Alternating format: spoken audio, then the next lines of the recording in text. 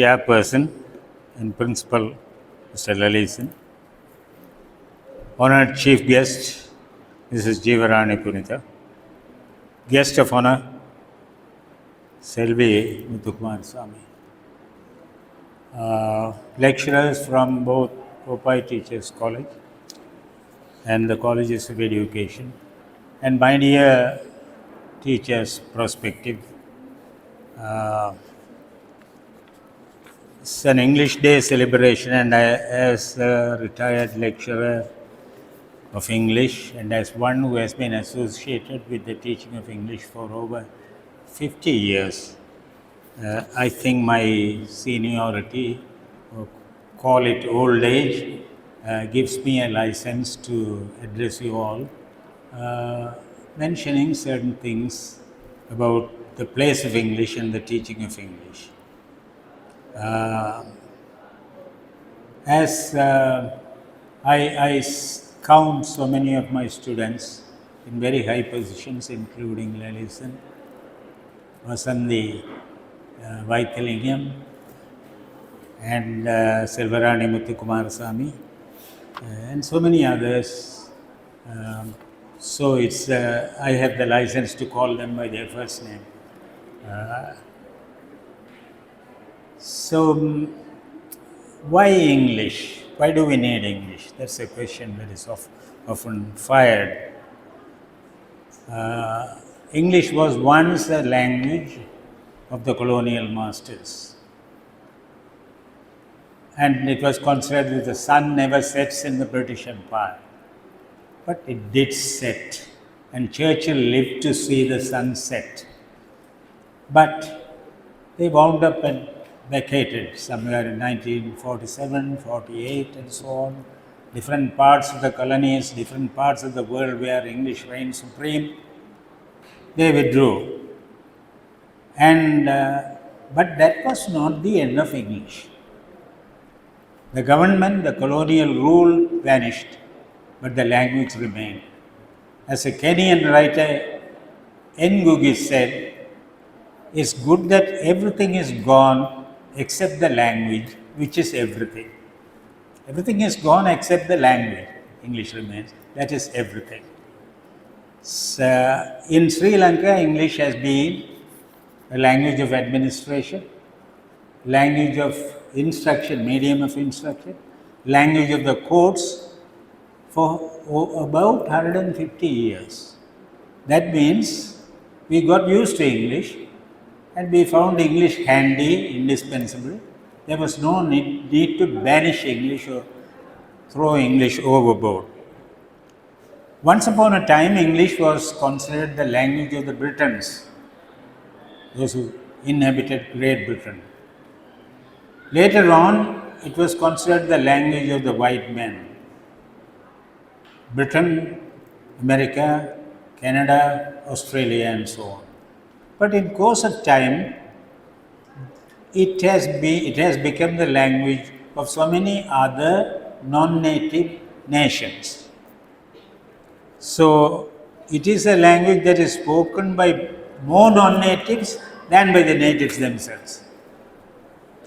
It is spoken by Americans, Canadians, Australians, and also by Indians and Africans, who are numerically greater. Talking about literature, which is my love, English literature was identified with the literature of Shakespeare,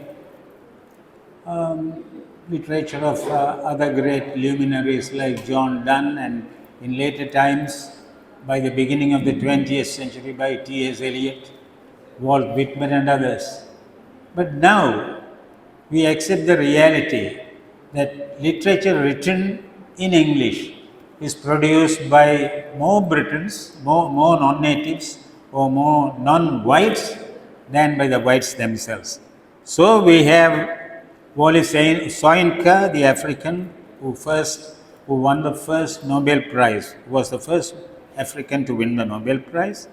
Nadine Gordimer, the South African woman writer, won the Nobel Prize again.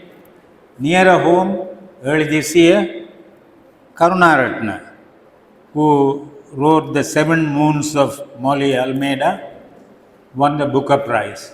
So the list is fairly long. And Sri Lankan English is accepted as a variety of English. You speak of British English, American English, the two main categories of English. You speak of Australian English, but we also speak of Indian English and Sri Lankan English. One reason that can be attributed for the popularity of English is it is worldwide. In the Far East, in Malaysia or Australia, English is spoken. In the West, in Canada and America, English is spoken. In Middle East countries, a small land like Cyprus, it is spoken. So you put your finger on the world map, you will invariably come across a country where English is used, spoken meaningfully. One thing for students to remember is don't teach or learn English in isolation. English is, or any language is rooted in culture. If you just take it as a museum piece or something to be demonstrated or taught, then you are missing the point. There is no language without culture. Take, for example, the proverbs used by Achebe in Things Fall Apart. You will come across a lot of African proverbs. I will give you some examples in Tamil here. The well-known writer, known worldwide, is Muthulingam. Ana Muthulingam enna theriyum. உலகறிந்த Tamil எழுத்தாளர், யாழ்ப்பாணத்தில் கொக்குவிலை சேர்ந்தவர். அவர் இப்போ கனகாலமாக அமெரிக்காவில் இருக்கிறார். நிறைய நூல்கள் எழுதியிருக்கிறார். தன்னுடைய அனுபவங்களை அருமையாக எழுதியிருக்கிறார். அவருக்கு இருந்த ஒரு அனுகூலம் என்னவென்றால், அவர் யுஎன்ஏ கீழே ஒரு சார்ட்டர்ட் அக்கௌண்டண்டாக நியமனம் பெற்றார். Basically he was a BSc graduate. அவர் சியரா லியோன் நினைக்கிறது அந்த நாட்டில் போனார்.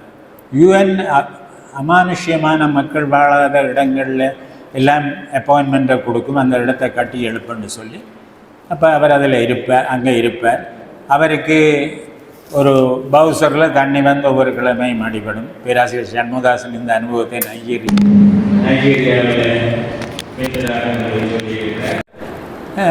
தண்ணீர் வரும், வீடு இருக்கும், பணியாளர் விளையாடு இருப்பான், சமைப்பான், எல்லாம் பார்ப்பான். அப்படி ஒரு ஆப்பிரிக்க இளைஞன் இவருக்கு பணியாளாக இருந்தான். அவனுக்குள்ள பித்து என்னென்றால், அப்போ இவர் அந்த இருந்த காலத்தில் என்ன, நாங்கள் அந்த பேர்களை மறந்துட்டோம், ஒரு சின்ன வானொலி பெட்டி, பெனாசோனிக், அதுக்கு என்ன பேர்களை மறந்து போகும், டிரான்சிஸ்டர், இவர் யுஎன்காரன் தானே வச்சுருந்தேன். அவனுக்கு இதில் ஒரு மோகம், சமைக்கிற வேலை இதில் போட்டுட்டு கேட்டுக்கொண்டிருப்பான். முத்துலிங்கம் அதை ஆட்சேபிக்க இல்லை. வீக்கெண்ட் வரைக்கும் அவனுக்கு ஒரு ஆசை. கேட்டான், சார் இது ஒரு இந்த வீக்கெண்ட் ஆஃப் டேக்கு கொண்டு போயிட்டு கொண்டு வரட்டும். சரிடாப்பா கொண்டு போகணும்னு சொன்னான். போயிட்டு வந்தால் பிறகு இவருக்கு போலீஸ் ஸ்டேஷன்லேருந்து ஒரு கால் வந்தது, உங்களோட பணியாள் உங்களோட டிரான்சிஸ்டரை களவெடுத்திருக்கிறானா, அவன் வச்சிருக்கிறான். 2 நாள் போலீஸ்காரன் யோசிக்கிறான், இப்படி ஒரு டிரான்சிஸ்டரே ஒரு ஆப்பிரிக்கன், அதுவும் ஒரு அடிமட்டத்தில் உள்ளவனு 2 வச்சிருக்கலாம். அப்போ வந்தால் இவர் போய் அவனை பிடிநெடுத்து கொண்டு வந்தார். இவர் ஒரு ஜனநாயக நாட்டில் இருந்து போனவர் தானே சொன்னார், இப்படி சும்மா விடக்கூடாது, நான் நம்பி தந்தது உன்னை அவர்கள் ஒரு கள்ளன் என்று சந்தேகித்திருக்கிறார்கள், விடு, நான் ஆட்சேபிக்கிறேன். அவன் சொன்னான், விடுங்கோ சார், காலம் பிழையென்றால் குரங்குக்கு எல்லா கோப்பும் வளைக்கும். காலம் பிழையென்றால் குரங்குக்கு எல்லா கோப்பும் வளைக்கும். இதை பார்த்து நான் சிலித்து போய் ஒரு மேடையில் பேசிக்க சொன்னேன். முத்துலிங்கம் இப்படி ஒரு புது பழமொழி அறிமுகப்படுத்தியிருக்கிறார். வலம்புரி ஆசிரியர் அதை கேட்டுட்டு வலம்புரியில் எழுதினார்.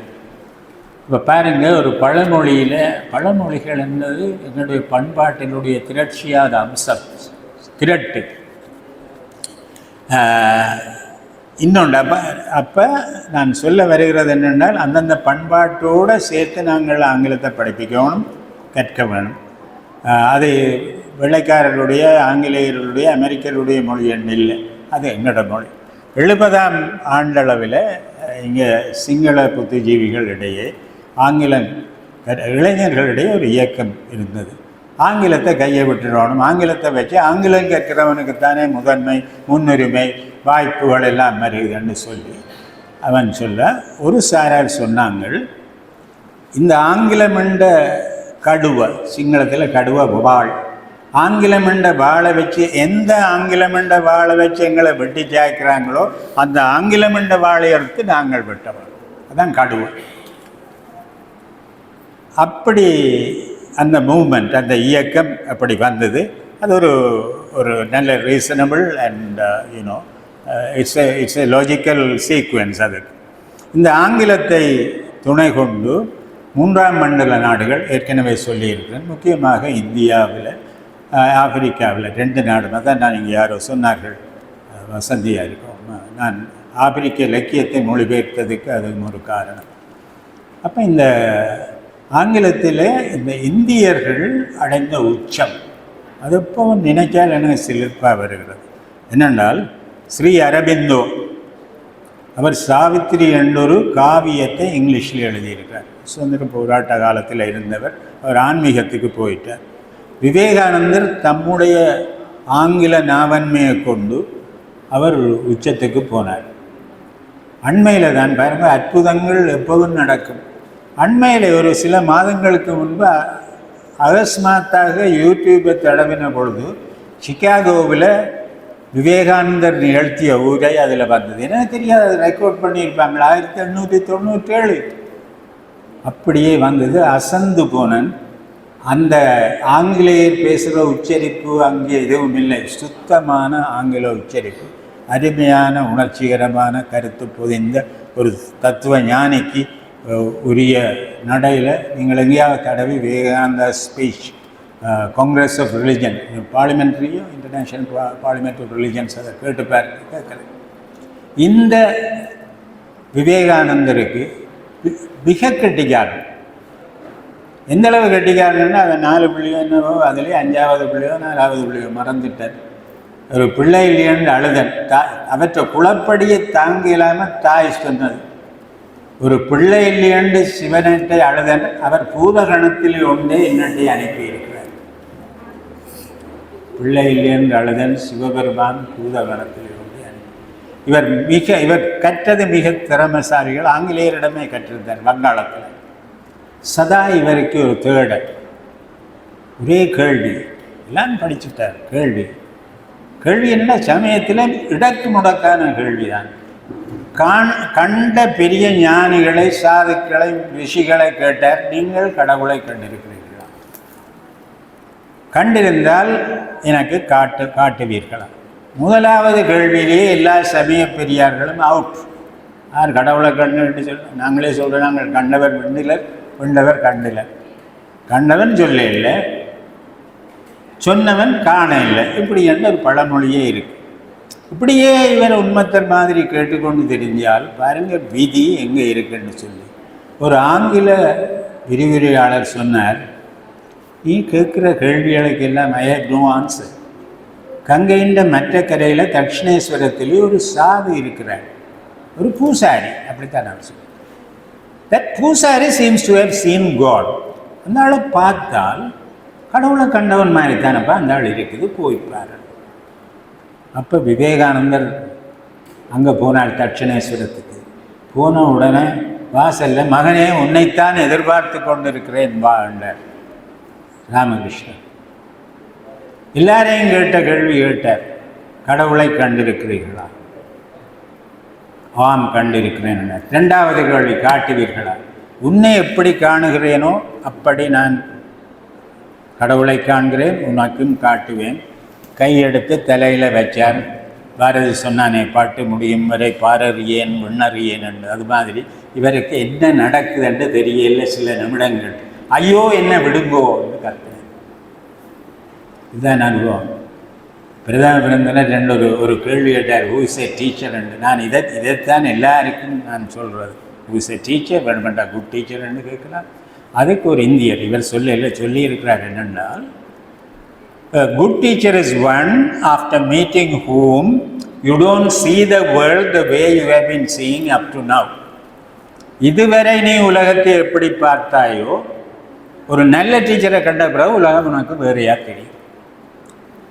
விவேகானந்தரே ராமகிருஷ்ணனையும் பார்த்துக்கணும். அதுவரை அவர் பார்த்த உலகம் உண்டு. ராமகிருஷ்ணரை கண்ட பிறகு அவருக்கு வேறு உலகம் வேறையாக தெரிஞ்சது. அது ஒரு நல்ல வரைவிலக்கணம் என்று சொல்லலாம். எனவே இவையெல்லாம் சிந்தனைக்குரிய விஷயங்கள். பிரதம விருந்தினர் அவர்களும் பல ஆசிரியர்களுடைய சிந்தனைகளுக்குரிய விஷயங்களை தன்னுடைய அனுபவத்தின் அடிப்படையிலும் நிதர்சனமாக அதுக்கு தான் experience is the best teacher. உங்களுக்கு உங்களுடைய மினிஸ்ட்ரி அலுவலகத்தில் ஏற்பட்ட அனுபவம், அந்த 2 பெண்கள் வந்து நின்றவையும், ஒருத்தி பேசினதும் ஒருத்தி பேசாமல் அழுது கொண்டிருந்ததும் நீங்கள் சொன்ன மறுமொழி மிகவும் ரசித்தேன். அதுதான் ஜெனுவின் கன்சர்ன் ஃபார் அதர்ஸ். அது இருக்க வேண்டும். எந்த மனிதருக்கும் அல்லல்பட்டு துன்பப்படுகிறவர்களுக்காக அக்கறை, பரிவு இருக்கிறது தான் ஒரு மனிதாபிமானி. டீச்சருக்கும் அடையாளம், மனிதாபிமானிக்கும் அடையாளம். இல்லாமல் பட்டம், பதவிகள் இதுகளெல்லாம் காற்றில் பறக்கிற விஷயம். அப்போ நீங்கள் ஆசிரிய மாணவர்களுக்கு நான் சொல்லக்கூடிய இந்த நல்ல இதை நீங்கள் நல்ல அனுபவங்களை கொண்டு நீங்கள் போக வேண்டும். எனக்கும் சில அனுபவங்கள் என்னுடைய வயது தருகிற தகுதியால் நான் சொல்ல முடியும். நான் இந்த சமூகத்தில் இருந்து வாழுகிறவன். கல்வியில் ஏற்படுகிற போட்டி, தனியார் கல்வி நிலையங்களுக்கு பிள்ளைகளை ஏற்றி கொண்டு அலைகிற அந்நேர், திருநெல்வேலி சந்தையை காலை ஒரு 8:30 அளவில் தாண்டுவேன். பின்னேரம் ஒரு 3 தாண்டுவேன். 5 நிமிஷத்துலேயே ஓட்டம். அங்கே பார்த்தால் அதில் போகிற அந்நியரை பார்க்க எனக்கு பரிதாபமாக இருக்குது. நீங்கள் இவருக்கு எனது உள்ள மெறிவதே ஏன் ஒரு அளவு. பிள்ளைக்கு நேரம் இல்லை, ஓய்வில்லை. ஸ்கூலில் படிக்குது. ஸ்கூலால் வந்தவுடனே வெந்தது அது நாளை ஊட்டிட்டு திருப்பி கொண்டு போய் டியூட்டரில் படிக்கணும். டியூட்டரியால் ஏற்றி வருகிறோம். என்ற நண்பர்கள், பிள்ளைகள், உறவினர்கள் எல்லாரும் இப்படி துன்பப்பட்டு கொண்டிருக்கிற சமூகத்தில் அந்த பிள்ளை தானாக தொழிற்பட சந்தர்ப்பம் கொடுக்கும். உங்களோட தியரி அதுதானே. பிள்ளை தானாக தொழிற்படவும் எல்லாத்தையும் ஸ்பூன் ஃபீடிங் அப்படியே வாய்க்குள்ளே ஊற்றிடலாம். எல்லாத்தாலும் களைச்சி போய் வர பிள்ளை தன்னுடைய உடல் பயிற்சிக்காக விளையாடவோ, துள்ளவோ, மகிழவோ, சிலிர்க்கவோ இடமில்லை. இரவு பிள்ளை தூங்கி விழுந்து ஏதாவது நட்டுருப்போளவும் அதிகாலையில் எழும்பி அடுத்த நாளை பற்றி சிந்திக்கவும் தான். பகிரங்கமாக சொல்ல விரும்புகிறேன். இதை பற்றி அண்மையில் சிந்தித்து ஒரு ஆள், யாழ் அரச அதிபர் சிவபாலசுந்தரன். 2 நாளைக்கு டியூட்டரிக்கு போகாதீங்க. காலத்துக்கு காலம் எல்லாரும் சொல்வது நீங்கள் சொல்கிற மாதிரி தான். மாஃபியாக்கள் அதை உடைச்சி போடும். ஞாயிற்றுக்கிழமையிலும் வெள்ளிக்கிழமையா இன்னொரு நாள் நீங்கள் டியூட்டரியில் என்னது. அதுக்காக பல பேர் சுற்றி வளைச்சி அதை எப்படி சேக்கமெண்ட் பண்ணலாம், இது எப்படி வெட்டி ஆடலாம் என்று சூழ்ச்சி செய்து கொண்டிருக்கிறார்கள். பிள்ளைகளை தங்கள் பாட்டுக்கு படிக்க விடும். 1969-70 இருக்கணும். பேராதனை ஆசிரியர் பயிற்சி கலாசாலையில் நாங்கள் பயிற்சி முடிச்சிட்டோம். எங்களுக்கு ஒரு 3 நாள் வதிவிட பயிற்சி. அங்கே ஒரு பிரிட்டிஷ் கவுன்சிலை சேர்ந்த பலர் நிபுணர்கள் வந்திருந்தார்கள். நல்லா நாங்கள் அதை அனுபவித்தோம். அதில் வந்தான் ஒரு மகானுபாவன் டேவிட் ஹாஸ்பர்க். அவன் பேரே எனக்கு ஞாபகம் இல்லை. பிளாக் போர்டுக்கு போனான். அவன் இந்த சித்திரங்கிறதுல வல்லனம். எந்த அளவுக்கு கெட்டிக்காரன்டா, சித்திரம் வராத என்னை போன்றவர்களும் அவனை பார்த்து கேட்கலாம். மேட்ச்ஸ்டிக் ட்ராயிங் அண்டு, தீக்குச்சி ட்ராயிங் ஒன்று செய்வான். தீக்குச்சிகளை அடைக்கிற மாதிரி இது காலண்டா 2 தீக்குச்சி வைப்பார், அது கொண்டு வைப்பார். இதுக்கு எதன் வைப்பார், தொப்பிக்கு மேலே ஒன்று வைப்பார். இப்படி செய்து கொண்டு இருப்பார். ஆனால் பார்த்தோன்னு இது செய்யலாம் போல இருக்குது. டீச்சர்ஸான நாங்களும் சித்திரம் வரையிலேன்னு நான் அமீன் நண்பர் வெளியே அமீன்கிட்ட போய் இதெல்லாம் தேவையில்லை, செய்யலாம். அந்த டேவிட் ஹாஸ்பரோ இருக்கா சொன்னான், allow the children to learn, will you? பிள்ளைகளை படிக்க விடுங்கடாப்பா, ஏன் நடுக கரைச்சி பார்த்து கொண்டு இருக்குது. இதுதான் என்னோட கருத்து. பிள்ளைகளை படிக்கவும் தானாக தேடவாடு, அதுதான் விஷயம். அதற்கு விடவாடு சுதந்திர சிந்தனை. தாகூர் சொன்னார் தன்னுடைய பிரேயரில், சுதந்திர சிந்தனையை வளர்க்க வேணும். என்னால் எங்களுக்கு கற்பித்த பேராசார் நான் கண்ட மகாத்மா என்று கூட சொல்வேன் டாக்டர் சிவபிரகாசன். அகில இலங்கையிலும் உளநூலில் முதலாவது PhD எடுத்தாள். லண்டன் யூனிவர்சிட்டியில் அவர் அப்போ இருந்த 5 பெரிய நிபுணர்கள் பேராசிரியர்களிடம் படித்தவர். அவர் எங்களுக்கு சொல்லித்தந்தது என்னென்றால், நீங்கள் சொந்தமாக சிந்திங்க. சில பேர் சொல்வார், நான் சொன்ன நான் என்று ஏற்காத, நீ ஏன் சிந்தி. அவரை போய் ஒரு நாள் கேட்டார் எங்களை கற்பிக்கிற காலத்தில், சார் நீங்கள் டால்டன் பிளான், வேறு system, heuristic method, Montessori method, அடியடா அப்படியடா இவ்வளவும் படிப்பிச்சிட்டியல், இதிலே இதை நாங்கள் பின்பற்றுறேன். அப்படி அவரை நான் சந்திக்க அவருக்கு எந்த வயதை விட கொஞ்சம் குறைவாக இருக்குது, 70 வயதுக்கு மேலே. சொன்னார், ஒக்குவாய் சிரிச்சு போட்டு சொன்னார், பிள்ளை படித்தது எல்லாத்தையும் மறந்துவிடு, உன்னிலே எது மிஞ்சி இருக்கோ அதுதான் மெதட். எந்தரோ மகானுபாவில் அந்த விக்கி வந்தனம். அந்த மனுஷனை ஒவ்வொரு நாளும் நான் நினைக்காத நாளில் ஆசிரியர் எப்படி என்னை ஒரிஜினலாக சிந்திக்கிறதுக்கு கற்பிச்சு. அப்படி தன்னுடைய கருத்தை திணிக்கிற பழக்கம் இல்லை. தேடுதல், நீ பார்த்து நீ நானுமா யோசிப்பேன். சில good attributes of a teacher என்னென்னா, ஒரு பிள்ளை அவர் சொல்லித்தந்த அடுத்த விஷயம், ஒரு பிள்ளை உன்னை வந்து ஒரு சந்தேகம் கேட்டால் தெரியாதென்றால் தெரியாதுன்னு நேர்மையாக சொல்லு, பிள்ளை உன்னை மதிக்கும். எங்கட டீச்சருக்கு தெரியாதுன்னு அவன் பள்ளி பண்ண போகிறான்னுட்டு மழுப்புறது, அதை விட்டு பிள்ளை தானா. பிள்ளைக்கு பிள்ளையை தேட அவரில் உள்ள அடுத்த நல்ல குணம், முதுமையிலே அவரை சந்திச்சினான், ஒரு கேள்வி கேட்டால் 4 நாளைக்கு பிறகு வந்து சொல்வார், பிள்ளை அன்னைக்கு நீ இது கேட்டனே, இப்படி இருக்கலாமோன்னு நான் சிந்திக்கிறேன், யோசிச்சுப்பேன். இப்போ தாவூர் சொன்ன சுதந்திர சிந்தனையை வளர்க்கிற கல்வி அது வேணும். இப்படி சிந்தனைக்குரிய பல விஷயங்கள் இருக்குது, சொல்லலாம். ஆங்கில கற்பித்தலை பற்றிய அனுபவத்தை கொண்டு சொல்லலாம். உங்களுடைய இந்த ஆங்கில தின கொண்டாட்டத்தில் கிறிஸ்தவ மரபில் சொல்வார்கள், ட்வைஸ் பிளெஸட் ஓ த்ரைஸ் பிளெஸட், இருமுறையோ மும்முறையோ ஆசீர்வதிக்கப்பட்டது. எனக்கு இந்த கோப்பாய் ஆசிரியர் கலாசாலை இந்த நூற்றாண்டில் நான் 2 முறை ஆசீர்வதிக்கப்பட்டது. இந்த நூற்றாண்டு விழா தொடங்கிய வேளையிலே அதிபர் அவர்கள் என்னை வந்து அப்போ கற்றல் ஆசிரியருக்குரிய அனுபவங்களை பற்றி பேச சொல்லி அதை யூடியூப்பில் எல்லாம் போட்டு பெரிதுபடுத்தினார். இன்றைக்கு ஆங்கில தினத்தையொட்டி 2வது முறையும் ஆசீர்வதிக்கப்பட்டு வந்திருக்கிறேன். டீச்சர்ஸை காண்றதும் அவர்களோடு பேசுகிறதும் கலந்துரையாடுதலும் எல்லாம் நல்ல அனுபவங்கள். இஸ்லாமிய நண்பர்கள் சொல்லுவார்கள், இன்ஷா அல்லா கடவுளுடைய விருப்பம் அதுவானால் இந்த அனுபவங்களை தொடர்ந்து பகிரலாம். முதுமை நெருங்குகிறது. காலதேவன் ஜான் டன் என்ற மகாகவி சொன்னார், At my back I always hear time's winged chariot hurrying near. என் முதுகுக்கு பின்னே காலதேவனுடைய தேர் இறக்கை கட்டி பறந்து வருகிறது. என்னுடைய வயதில் நான் அதை இறுக்கி சொல்லலாம், நான் அந்த காலத்துக்கு இல்லை. என் முதுகுக்கு பின்னே காலதேவனுடைய தேர் இறக்கை கட்டி பறந்து வருகிறது. இருக்கு மட்டும் பயனுள்ள வாழ்க்கை. பாரதி சொன்னானே, மாநிலம் பயனுற வாழும்.